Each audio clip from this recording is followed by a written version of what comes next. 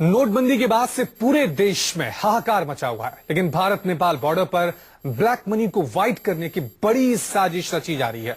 भारत के पुराने नोटों पर बैन लगाने के बाद नेपाल ने भी अपने देश में 500 और 1000 के नोटों पर पाबंदी लगा दी है और अब नेपाली नागरिक बॉर्डर के इलाके में गांव वालों की मदद से करोड़ों रुपए भारतीय बैंकों में जमा करा रहे हैं और इसमें से बड़ा हिस्सा ब्लैक मनी का है। आइए आपको दिखाते हैं। 4 दिन से हमारा है पैसा, आज लाइन में लगा, मिलेगा कि नहीं। 2 बजे तक एक आदमी को पैसा दिया जाए। 500 रुपया के 400 रुपया दे रहा है। नेपाली लोग भी आते हैं।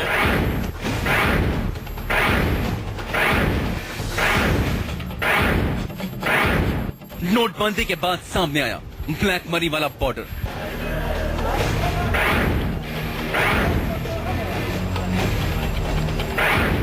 बॉर्डर पर हर रोज जमा हो रहे 3.5 करोड़ रुपए।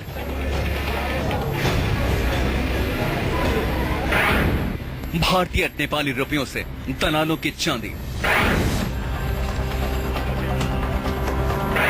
भारत नेपाल सीमा से ग्राउंड रिपोर्ट। इस वक्त हम नेपाल से सटे बिहार के पूर्वी चंपारण के छोड़दानों में एक बैंक में हैं। जी हां, ये भारत नेपाल बॉर्डर की हकीकत है।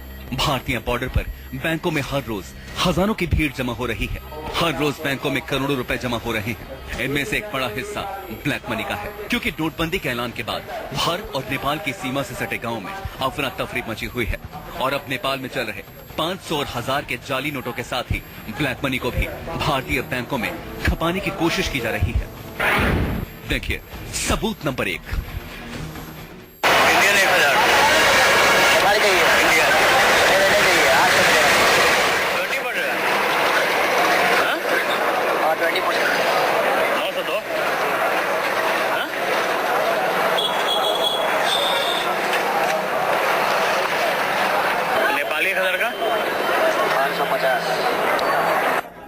देखा आपने किस तरह भारतीय नोटों की कमीशन खोरी हो रही है। अब देखिए सबूत नंबर 2।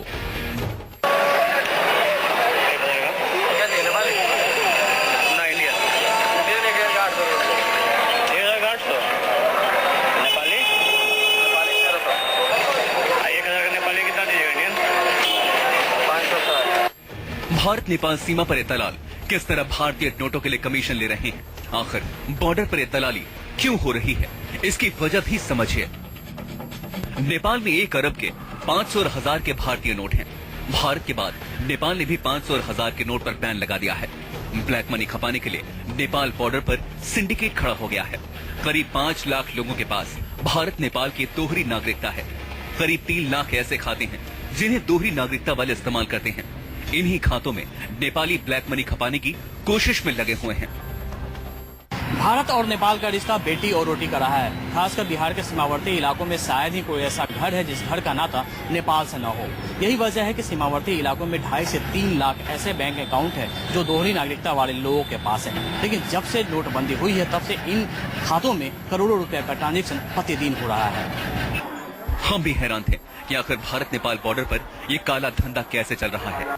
इसकी पूरी हकीकत जानने के लिए news 24 reporter Bharat Nepal border के एक गांव पहुंचे। नेपाल के वीरगंज से सटा पूर्वी चंपारण का छोड़ा दानो गांव। 2 बजे तक एक आदमी को पैसा दिया जाए। यहाँ पहुंचकर जैसे ही हम SBI के ब्रांच में पहुंचे, एक पुलिस वाला अनाउंसमेंट के जरिए लोगों को संभालता हुआ नजर आया। मत कीजिए, आधार कार्ड दिखा दो, चलिए दिखाइए श्रीमान, मैं आपसे विनती करूँ। आज मेरे ग्राहक देवता है, वैसा मत कीजिए। हम आपसे रिक्वेस्ट कर रहे हैं, निवेदन कर रहे हैं कि आप मेरी विनती को सुनिए, पब्लिक से। इस वक्त हम नेपाल से सटे बिहार के पूर्वी चंपारण के छोड़दानों में एक बैंक में हैं। आप देख सकते हैं कि 10:35 हो रहे हैं और इस वक्त बैंक में जो भीड़ है वो बाहर तक है, सड़क तक है, लेकिन बैंक के अंदर का नज़ारा आप देखिए कि किस कदर यहाँ पे लोग यहाँ पे जमा हुए हैं। 15 दिन से हम आ रहे हैं तो बीच में तो 5-6 दिन पैसा मिला ही नहीं, लेकिन और यहाँ पे भी कमी है। एक गार्ड साहब बहुत संभाल पाते हैं, लेकिन दूसरा तो प्रशासन आता ही नहीं है यहाँ पे। 4 दिन से हमारा है पैसा, आज लाइन में लगा, मिलेगा कि नहीं। बैंक में पैसा नहीं है, ऐसा है, सिर्फ 5,000 5,000 रुपये मिल रहा है। 5,000 से काम दिक्कत हो रहा है, बस मिल रहा है। इस गांव के बैंक मैनेजर से भी बात हुई, जिन्होंने खुद कबूल किया कि यहाँ हर रोज करोड़ों रुपए जमा हो रहे थे। रेशियो एवरेज मेरे यहाँ स्टार्टिंग में तो उधर 3 से 4 दिन करीब करीब डेली 1.5 करोड़ डिपॉजिट हो रहा था। अब घट के हो गए, फिर 1.25 करोड़ हुआ, फिर 1 करोड़ हुआ। अब ज्यादा नहीं, अब करीब करीब 60 से 70 लाख एवरेज है पर डे। इस बैंक में करोड़ों रुपए जमा होने और भीड़ की वजह थी दोहरी नागरिकता वाले लोगों का लाइन में खड़ा होना। यहाँ से निकलकर न्यूज़ 24 रिपोर्टर बॉर्डर पर ही एक दूसरे गांव के बैंक में पहुंचे। यहाँ भी लोगों की परेशानी दिखाई दी। सर हमारा छोटा बैंक में खाता खुला हुआ है, तो उसमें से इसमें आए हैं 10,000 रुपया जमा करने के लिए। 1 घंटा हो गया लाइन में लगे, चेंज हो नहीं रहा था। कोई सामान खरीदने के लिए दिक्कत कर रहा है। हाँ, कमीशन मांग रहा है, 500 रुपया क्या 400 रुपया दे रहा है। 400 रुपया दे रहा है। अलाउंस हुआ है ज्यादा होने के लिए, इसमें का एक ही स्टाफ है। इसमें इतना भीड़ है कि स्टाफ अगर देते हैं तो उनको 6-7 तो ऐसे ही बच जाएगा, फिर भी पूरे आदमी को नहीं हो पाएगा। इसके बाद न्यूज़ 24 रिपोर्टर भारत नेपाल सीमा पर रक्सौल गांव पहुंचे। यहां एटीएम के बाहर लंबी कतार लगी दिखाई दी। ये भी नेपालियों के भारत की सीमा में आकर पैसे निकालने से परेशान दिखाई दिए।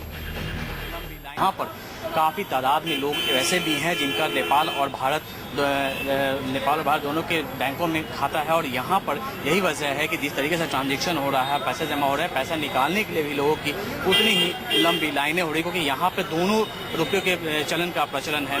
दोनों भारतीय नेपाल करेंसी भी ली जाती है और नेपाली करेंसी भी ली जाती है। और अब साफ तौर पर देखने की यहाँ जो लाइन है ये साफ दिखा रहा है कितनी भीड़ है यहाँ पे। 2-2.5 घंटा हो गया।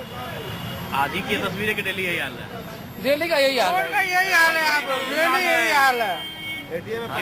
12 बजे से लाइन में लगे हुए हैं। सुबह 6 बजे से लाइन लगता है यहाँ पे, और बैंक खुलता है 10:30 बजे 11 बजे। पैसा एक बार फिर दोबारा 2000 से ज्यादा नहीं निकलता है। पैसा अपना काम छोड़ के यहाँ आना पड़ता है। नेपाली लोग भी कार्ड लेके आते हैं और पूरे एटीएम में जाते हैं, पूछते हैं कि नेपाली से निकल रहा है कि नहीं निकल रहा है, पैसा खत्म हो जा रहा है। हम लोग एक जगह वहाँ पे लगे हुए थे ICICI बैंक में, वहाँ पे पैसा फंस गया, जिसकी वजह से क्या हुआ कि हम लोग आके यहाँ 2 घंटे से लगे हैं, वहाँ भी 2 घंटे लगे थे। हाँ, पैसा हर जगह एटीएम में फंस जा रहा है। सवाल का जवाब तलाशने की कोशिश की तो पता चला नोटबंदी के बाद सीमावर्ती इलाकों में एक सिंडिकेट खड़ा हो गया है जो एटीएम और बैंक में भीड़ बढ़ा रहे हैं। पता चला है कि जो भी 500 और 1000 के नोट है जो यहाँ बैन किए गए हैं, नेपाल से काफी संख्या में भारतीय इलाकों में पहुंचाए जा रहे हैं, जहां से उन्हें अलग अलग बैंकों में स्थानीय लोगों की मदद से जमा कराया जा रहा है। यही वजह है कि नेपाल से सटे जो भारतीय बैंक हैं उनमें एक दिन का ट्रांजेक्शन 2 से 2.5 करोड़ रुपया हो गया है। नोटबंदी के बाद जब नेपाल राष्ट्र बैंक ने पैसा लेना बंद कर दिया और उसके बाद उनकी समस्या हो गई कि ये लगभग काफी पैसा है काला धन के रूप में, जिसका कहीं कोई आयकर रिटर्न ओवर देने की तो सवाल ही नहीं उठता है। उसको व्हाइट मनी करना है, तो व्हाइट मनी करने के लिए तो यहाँ पर्याप्त लोग हैं, इसलिए कि बॉर्डर के इलाका के लोग कहीं न कहीं जुड़े हुए हैं। भारत नेपाल बॉर्डर से जुड़ी ये वो हकीकत है जिसने पुलिस और प्रशासन के पैरों के नीचे से जमीन खिसका दी है। लेकिन शायद मोतिहारी के एसपी इससे अनजान हैं। वो दावा करते हैं बॉर्डर पर तलाली बंद करवाई जा चुकी है, जो कि हकीकत में अब भी जारी है।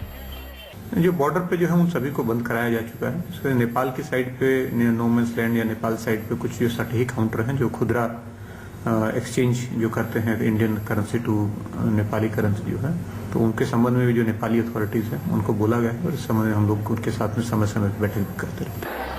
भारत नेपाल बॉर्डर पर जिस तरह जाली नोटों और ब्लैक मनी को खपाने का जाल बुना जा रहा है वो अर्थव्यवस्था के लिए बड़ा झटका है, और अगर इस ओर ध्यान नहीं दिया गया तो ये प्रधानमंत्री के काला धन मुक्त भारत बनाने के सपने को बड़ा झटका होगा। मोतिहारी से अरविंद कुमार, रक्सौल से जयप्रकाश तिवारी और अमिताभ ओझा के साथ ब्यूरो रिपोर्ट न्यूज़ 24।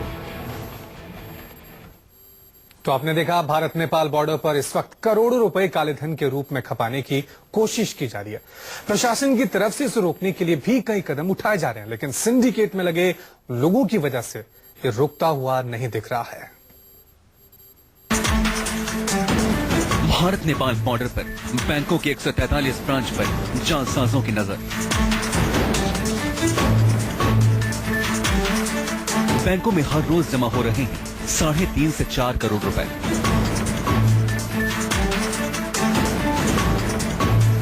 इस काम में तस्करों के एजेंट लगे हुए हैं।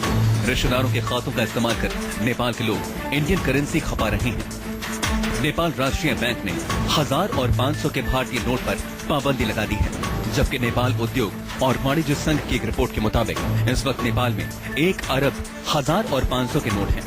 बैंकों ने इसे लेने से इनकार कर दिया है, जिसके बाद इन लोगों ने सिंडिकेट का सहारा लिया है। बॉर्डर के इलाकों में अपने रिश्तेदारों और ग्रामीणों के जरिए इन 1000 और 500 के नोटों को बैंकों में जमा कराया जा रहा है। ऐसे लोग जो कमीशन पर काम कर रहे हैं उनको तो बैंक में जाने की आवश्यकता भी नहीं है, इसलिए को पहले से ही फिक्स कर लेते हैं और 50,000 रुपया अगर उनको जमा करना है या 10,000 रुपया निकालना है या 20,000 रुपया निकालना है या 1 लाख रुपया जमा करना है, वो पहले ही 4,000 रुपया वो माइनस करके वो जमा करता है। ऐसे कई इंस्टांस हमको देखने को मिला है। नोटबंदी से पहले 1000 भारतीय नोट के बदले 1600 नेपाली रुपए मिलते थे, लेकिन नोट एक्सचेंज का धंधा बंद होने के बाद बॉर्डर के इलाके के कारोबारी 1000 रुपए के बदले 700 से 800 नेपाली रुपए ही दे रहे हैं। नेपाल मामलों के जानकार कहते हैं कि नेपाल के अंदर जाली नोटों का बड़ा धंधा है और वो भारत के अंदर साजिश कर रहे हैं। कभी भी इंडिया के इस बॉर्डर इलाके में जाली नोट नहीं पकड़े गए। जब भी पकड़े गए तो नेपाल में ही पकड़े गए। भारतीय नोट अधिकांशतः यहाँ कम पकड़े गए। तो ये जो क्षेत्र है ये जाली नोटों का भी कारोबार तेजी से चलता है। अब उस सबको व्हाइट मनी कैसे करना है, कैसे जमा करना है, ये उनके सामने सवाल है। इसीलिए ये चूना लगाने का काम कर रहे हैं। मोदी जी के ये जो सारे अच्छे काम जो कर रहे हैं उसको चूना लगाने का काम ये बॉर्डर पर चल रहा है। वहीं अब नेपाल से भी भारतीय सीमा में 500 और 1000 के नोट के साथ काफी संख्या में ग्राहक आ रहे हैं। इस इलाके के व्यापारी भी परेशान हैं।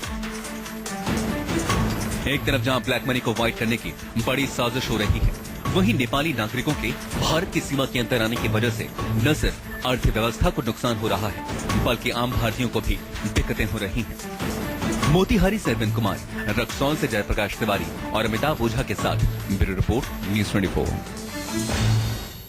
एक छोटा सा ब्रेक ले रहे हैं, लेकिन ब्रेक